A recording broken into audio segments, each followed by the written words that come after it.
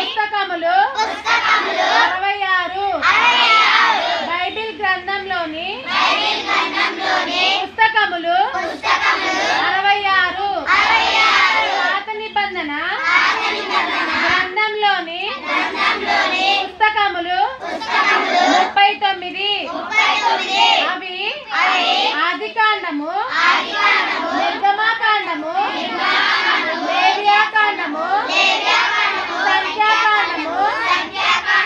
నేను చెప్తేనే చెప్పండి, ఓకేనా? అందరూ బుక్ లో చూసి చెప్పండి. ద్వితీయోపదేశ కాండము, యెహోషువ,